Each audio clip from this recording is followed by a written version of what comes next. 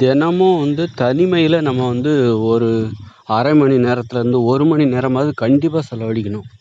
இது நம்ம மனதை தெளிவாக இயங்க வைப்பதற்கான ஒரு நடைமுறையாகும். எப்படி நம்ம பல் தேய்க்கிறோம், தினமும் குளிக்கணும், பல் தேய்க்கணும், அப்புறம் சாப்பிடணும், இதில் தூங்கணும், தூக்கம் இதெல்லாம் எந்த அளவுக்கு தவிர்க்கவே கூடாத ஒரு நடைமுறையோ அதே மாதிரி தான் தினமும் 1 மணி நேரம் தினமும் 1 மணி நேரம் தனிமையில் இருக்கணும். அதாவது தனிமையில் யாருமே இல்லாத ஒரு தனிமையில் ஊருக்கு வெளியில் அப்படியே ஒரு ரோட்டோரம் அல்லது அப்படியே ஒரு வாக்கிங் போயிட்டு நடைப்பயிற்சி செஞ்சுக்கிட்டு யாரோட சேர்ந்து நடைப்பயிற்சி செய்யாமல் தனியாக நடந்து போகணும். நடந்து போயிட்டு அது ஒரு இரவாக இருந்தால் ரொம்ப நல்லாயிருக்கும், ரொம்ப நல்லது. ஒரு இரவில் நடக்கிறது ரொம்ப நல்லது. எல்லாத்தையும் தனியாக இருக்கும், தனியாக நடந்து போகணும். அப்போ மனம் சுதந்திரமாக செயல்படும். எப்படின்னா, இப்போ நம்ம 4 பேரோட இருக்கிறோம் அப்படின்னா மனசு அதுக்கு தகுந்த மாதிரி தான் செயல்படும். 4 பேர்த்துக்கு தகுந்த மாதிரி தான் நம்ம செயல்படும். ஒரு 4 பேர்த்துக்கு தகுந்த மாதிரி தன்னை அட்ஜஸ்ட் பண்ணிக்கும். அப்போ அது சுதந்திரமாக செயல்படாது. அப்போ ஒரு வீட்டிலே நீ தனி ரூமில் இருந்தால் கூட அதில் ஒரு சுதந்திரம் இருக்குது தான். அப்போ அந்த மாதிரி தனி ரூமு கூட இல்லாமல் இருப்பாங்க. அப்போ அந்த மனசு சுதந்திரம்னா என்னன்னு தெரியாமலே அந்த வீட்டில் உள்ளவங்க மற்றவங்களுக்காக அட்ஜஸ்ட் பண்ணிக்கிட்டே இயங்கிட்டு இருக்கும். அதில் ஒரு சிரமத்தை அனுபவிச்சுக்கிட்டே இருக்கும். அதனால் ஒரு மனசு தெளிவாக செயல்படாது. தெளிவான உண்மைகள் கிடைக்காது. நமக்கு ஒரு பிரச்சனைகளில் உள்ள தெளிவான உண்மைகளை நம்ம தெரிஞ்சிக்கவும் முடியாது. அப்போ இந்த ஒன்று தனிமையில் ஒரு அறை இருக்கணும் வீட்டில்.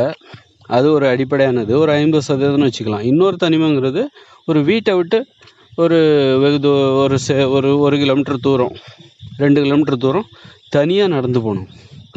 தனியாக நடந்து போயிட்டு யார்கிட்டையும் பேசாமல் அல்லது எங்கேயோ ஒரு வீட்டிலேருந்து ரொம்ப தூரத்தில் ஒரு தனியாக ஒரு வயக்காட்டுலேயோ அல்லது ஒரு ரோட்டோரமாக இருக்க ஒரு பாலத்துலேயோ ஒரு பாலத்து ஓரமாக உட்காந்துருப்பாங்க. அந்த மாதிரிலாம் கிராமத்தில் தனியாக யாருமே இல்லாமல் ஒரு அரை மணி நேரம் அல்லது 1 மணி நேரம். அப்போ என்னென்னா, நாம் வாழ்க்கையில் சந்திக்கக்கூடிய நிறைய பிரச்சனைகளை பற்றி மனசு ரொம்ப சுதந்திரமாக யோசிக்கும். யார்கிட்டையும் அட்ஜஸ்ட் பண்ணாமல் அனுசரித்து போகாமல் அது சுதந்திரமாக யோசித்து நம்ம பிரச்சனைகளுக்கான ஒரு தெளிவான முடிவை நமக்கு சொல்லும். அதனால்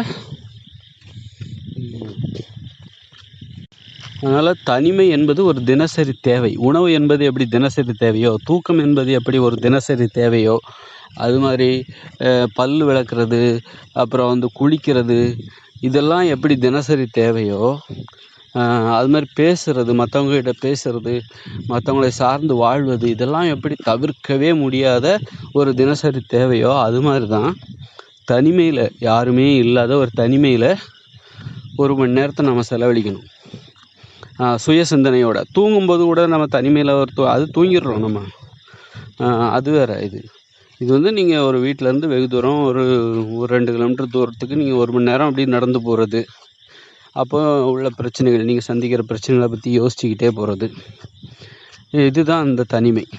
அல்லது ஒரு ஏரிக்கரையில், உங்கள் வீட்டு பக்கத்தில் உள்ள ஒரு ஏரிக்கரையில் உட்காந்து யாருமே இல்லாத அந்த இடத்துல உட்காந்து யோசிக்கிறது அமைதியாக. பாட்டு கேட்டே போகிறது கிடையாது. ஹெட்செட் மாட்டிட்டு பாட்டு கேட்டு போகிறத பற்றி நான் சொல்லலை.